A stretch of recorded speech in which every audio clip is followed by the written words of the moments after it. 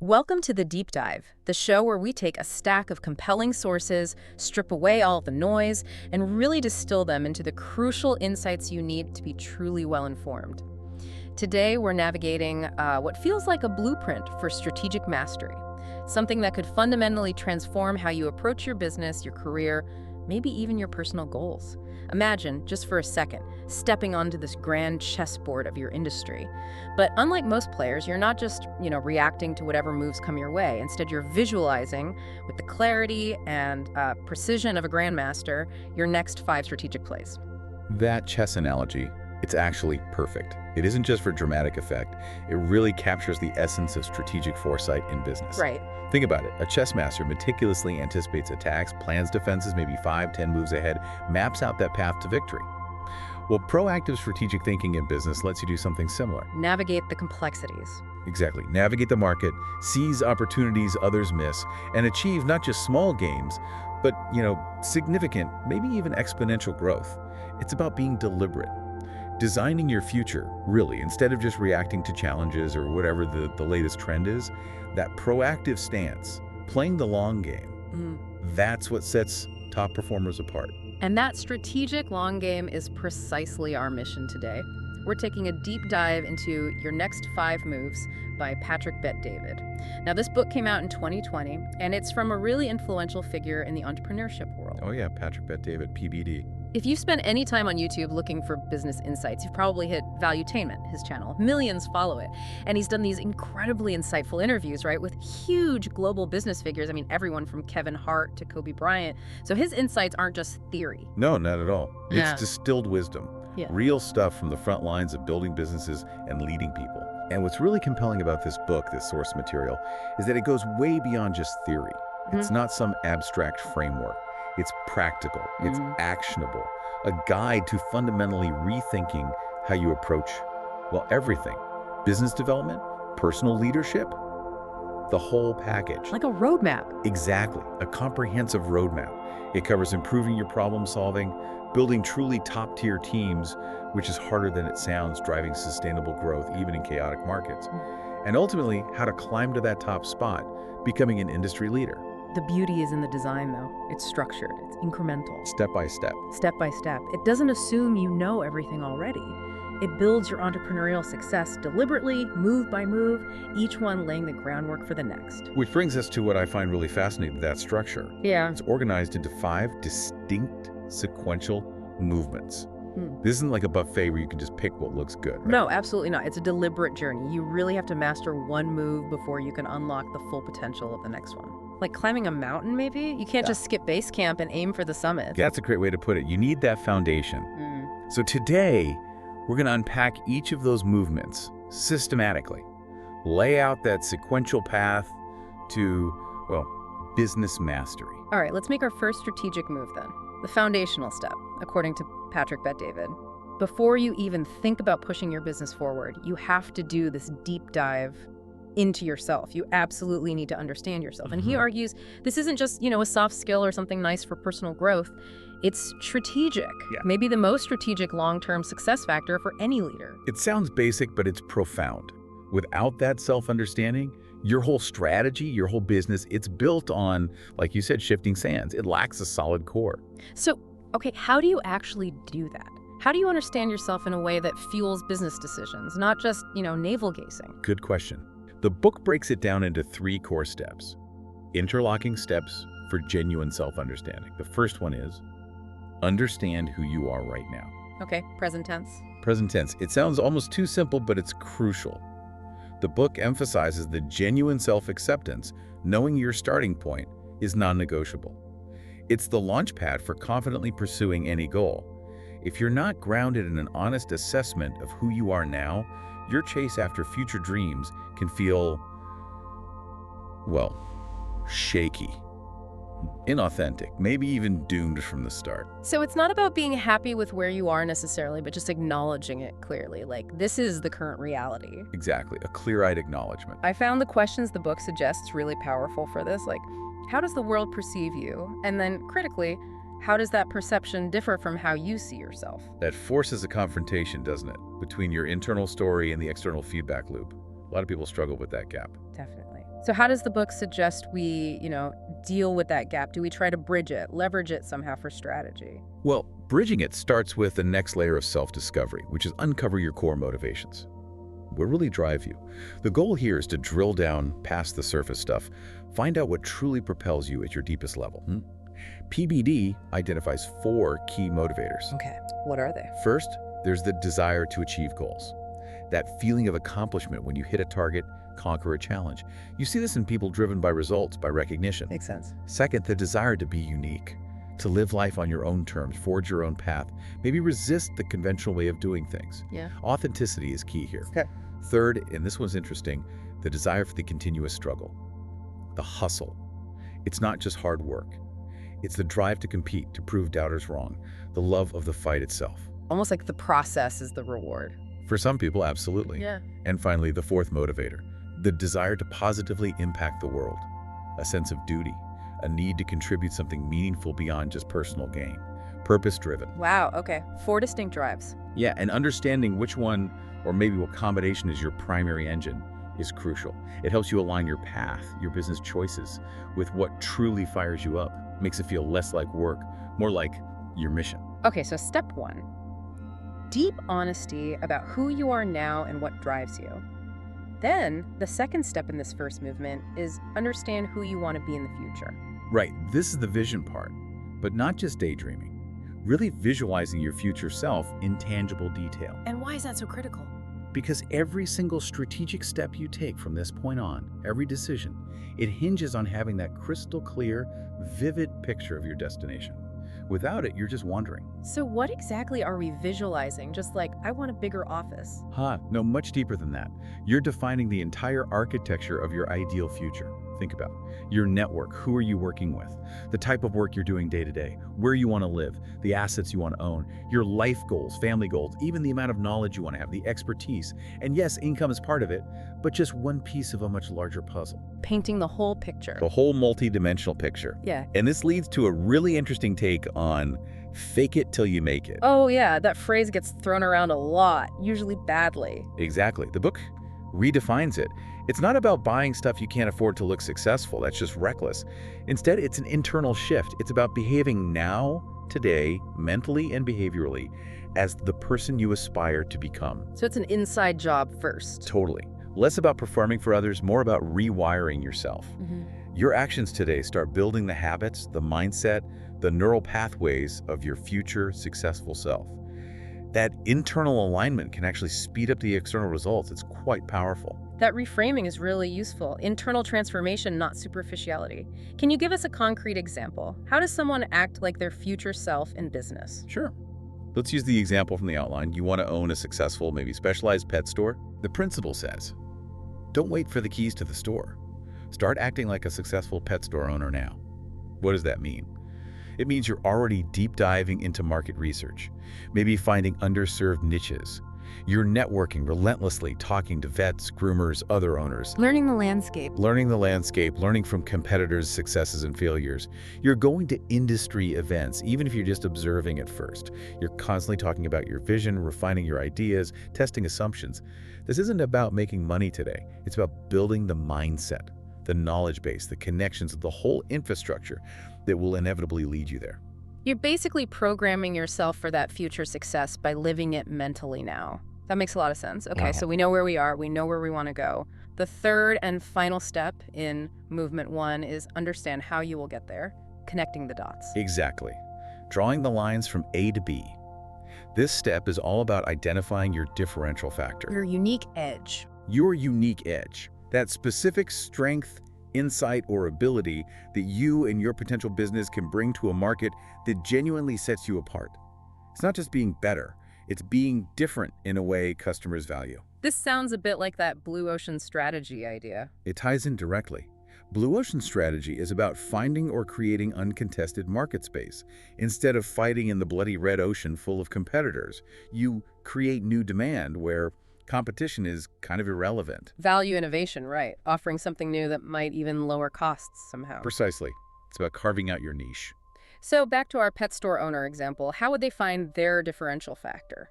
Well, maybe through that self-assessment, they realized they had this deep empathy, maybe from personal experience, with pets facing specific challenges. Say they owned a dog with mobility issues. Okay, a personal connection.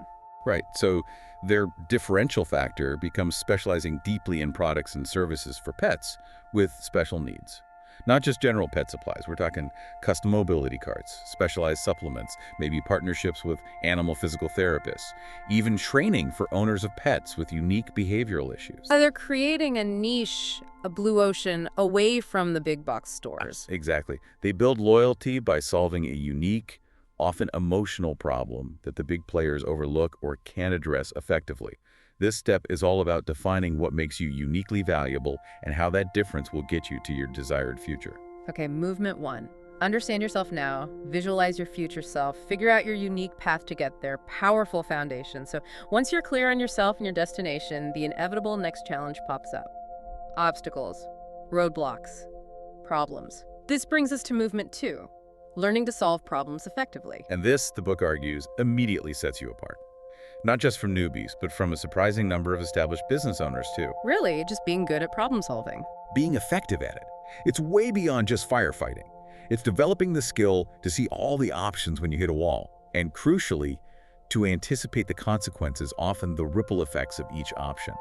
This lets you make informed, deliberate choices, not just panicked reactions.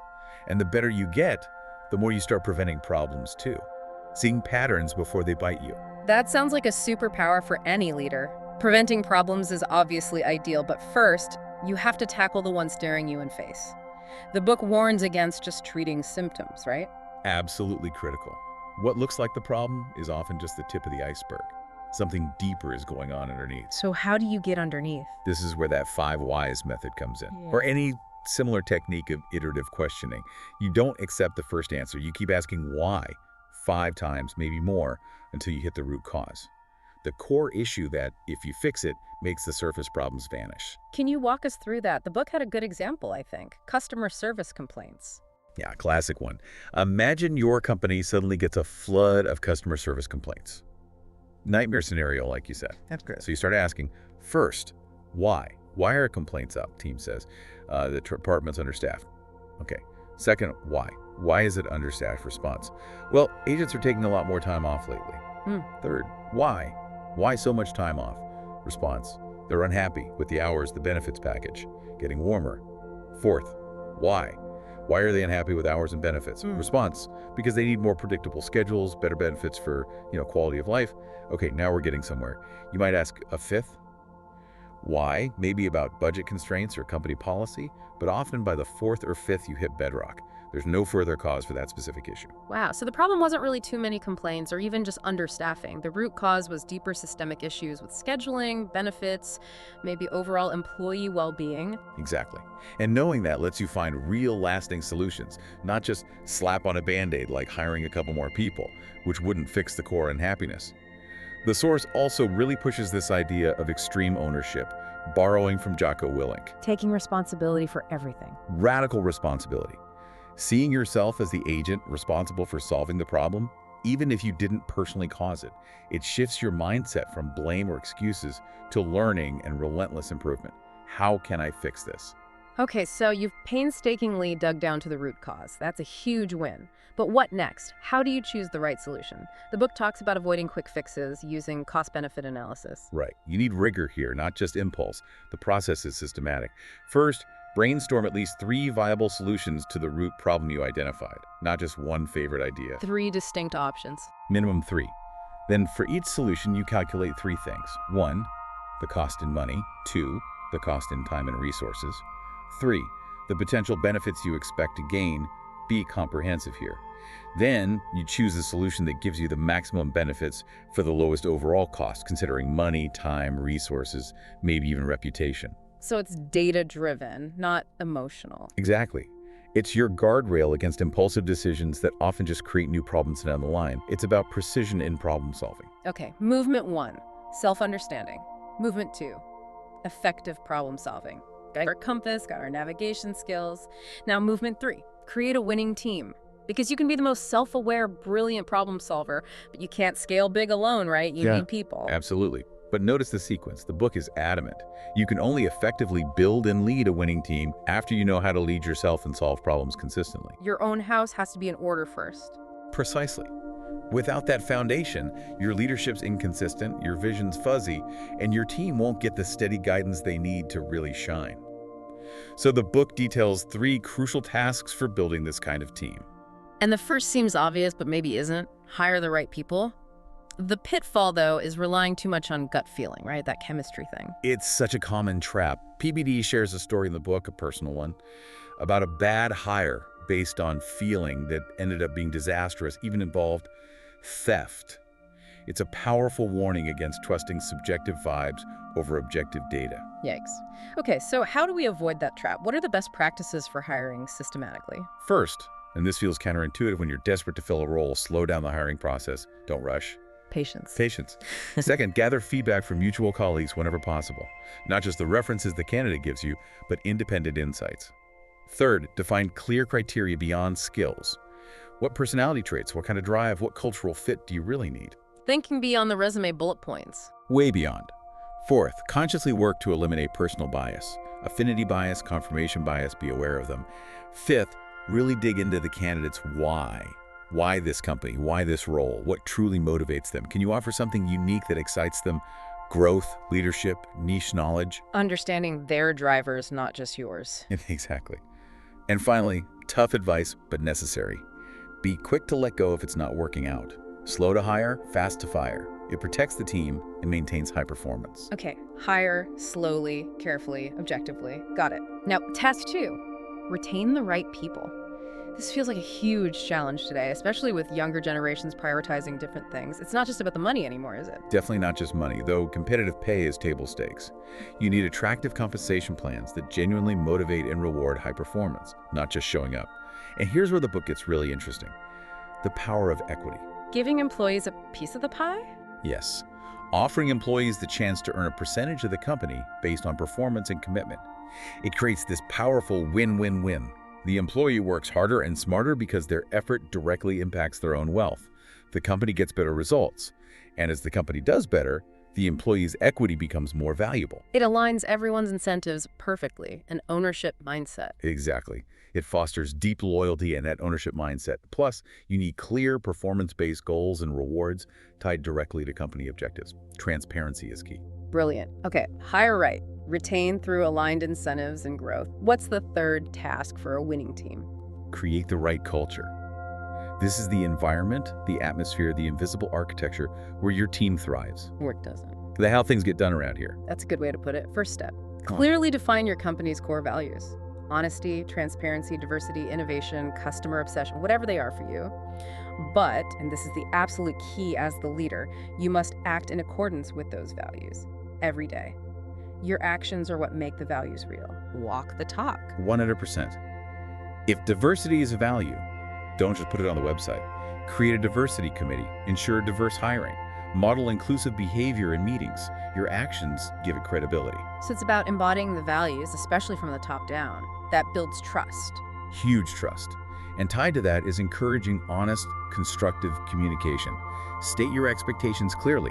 No ambiguity.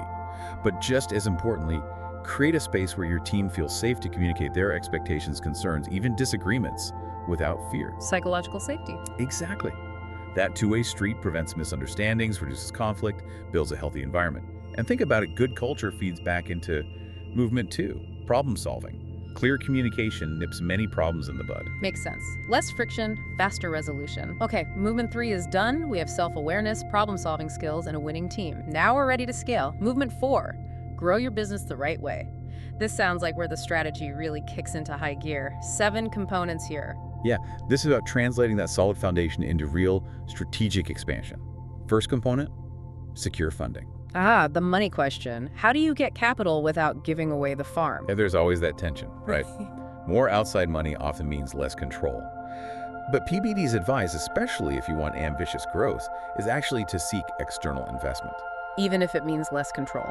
Even if it means sacrificing some control, because the speed and scale it unlocks can dramatically boost results and shorten your path to leadership. It's a strategic trade-off for acceleration. Okay, prioritize speed. How do you find the right investors? Mentors are key here. Find mentors with strong connections in the investment world. They can open doors.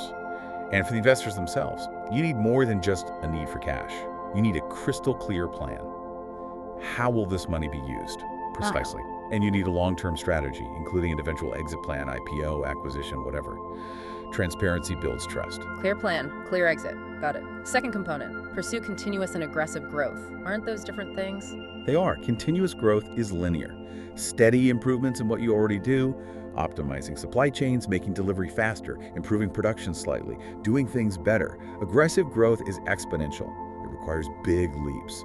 Radical innovation, developing new leaders, bold new ideas, maybe entering new markets entirely. Like building a faster car versus building a rocket ship? Good analogy. The book even mentions blitzscaling by Reid Hoffman. That's about scaling at insane speed, sometimes prioritizing speed over efficiency to capture a market before anyone else can react. You need to constantly look for opportunities for both types of growth. Okay, push existing boundaries and leap beyond them. Third component, challenge employees to grow. We touched on this with retention, but this is more proactive. Absolutely. It's not just about keeping them happy. It's about fueling company growth through their growth. Yeah. You need to understand their individual career goals, and then you actively push them, help them level up, step outside their comfort zones, take on bigger challenges. Create positive pressure. Exactly. Positive internal pressure. It fosters self-improvement, peer learning, maybe they form internal masterminds, and it elevates the whole organization's competence level. Your talent pool gets stronger, driving sustained growth. A self-propelling growth engine. Cool. Fourth component, build and maintain momentum, that feeling of unstoppable forward motion. Crucial. 2 ways to build it. First, internal trust. We talked about culture. Deep trust between employees means information flows, decisions happen faster, operations are smoother, less friction equals more momentum. Second, increase velocity. Obsessively find ways to do things faster. Measure time to market, process speeds, cut unnecessary steps, streamline everything. Speed builds momentum. Trust inside, speed and execution. Makes sense. Fifth component, track growth with metrics. Got to measure to manage, right? Be objective. Metrics cut through the noise, the biases, the stories we tell ourselves. They give you the cold, hard truth about performance, what's working, what's not. They let you pinpoint inefficiencies, find bottlenecks, and make targeted corrections based on data, not guesswork. Like that travel agency example, tracking complaints to find weak spots. Exactly. But the warning here is, data alone isn't enough.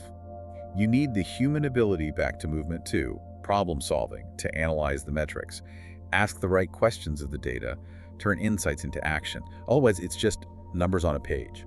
Data needs interpretation and action. Got it. Sixth component, systematize and document. This tackles that what if our star player leaves? The problem. The brain drain problem. Absolutely critical for long-term resilience and scale. You have to meticulously document everything. Processes, historical context, best practices, onboarding guides, key decisions. The goal, create a permanent, accessible system, a knowledge base so new people get up to speed fast, past mistakes aren't repeated, and knowledge isn't locked up in individuals' heads. It makes the whole organization smarter and more scalable. Building institutional memory. Smart. And the final, 7th component for growth. Stay alert. The danger of complacency when things are going well, maybe the biggest danger. Always operate as if a threat is looming, even when you're on top. This proactive vigilance helps prevent problems. A huge part of this is avoiding ego. Resist the temptation to overspend, make impulsive ego decisions, or underestimate competitors just because you're successful now. Stay humble, stay hungry. And actively seek external feedback. Get honest opinions from outside advisors, mentors. And this is hard learned to take criticism without getting defensive. It keeps you grounded, prevents tunnel vision, ensures your decisions are based on reality, not just self-congratulation. Okay, that's a comprehensive plan for growth. So we've mastered ourselves, problem solving, team building, and strategic growth. The final peak. Movement 5, position yourself as industry leader. This is about claiming the top spot, right? Yeah. Often needs bold moves. This is the end game. Becoming the undisputed leader, 2 key parts to this. First, dethrone your competition, even the giants. Taking on Goliath. How? Aren't they too big, too powerful? They're powerful, yes. But big companies often have a key weakness.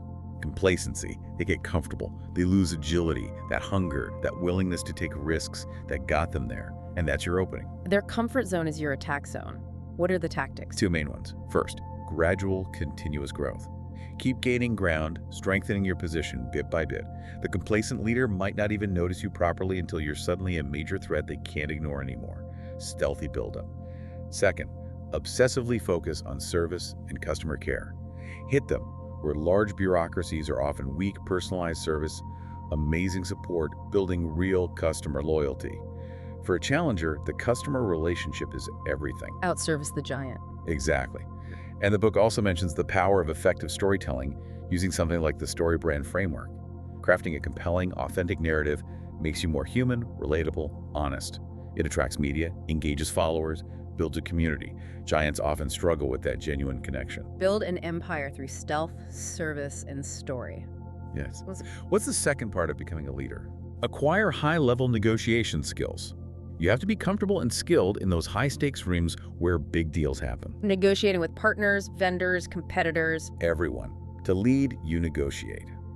3 methods for success here. First, exhaustive preparation.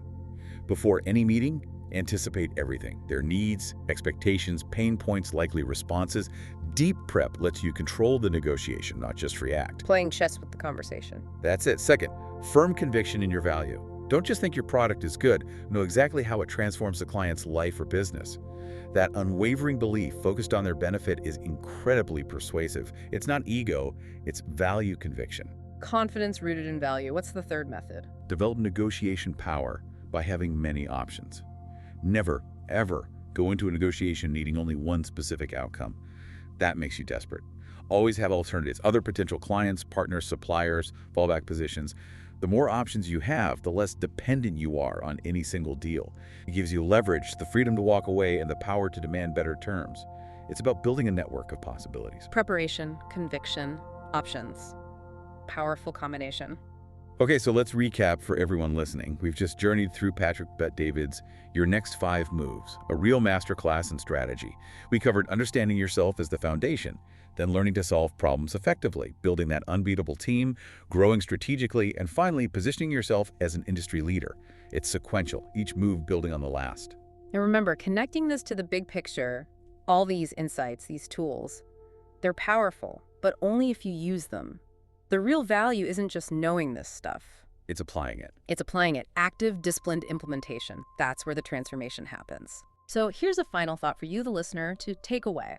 Of everything we've dug into today, from figuring out your core drivers to high-stakes negotiation tactics, what's the one thing that really hit home? What sparked something?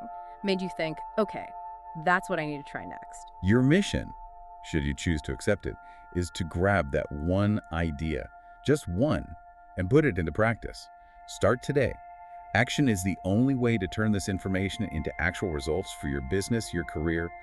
Don't just let it be an interesting podcast conversation. Yeah, think of this deep dive as programming your GPS. We've shown you the route. What's your very first step on that journey? And hey, if you want to go deeper, the source mentioned other great books that connect to these ideas. Blitzscaling, Story Brand, Extreme Ownership, lots to explore.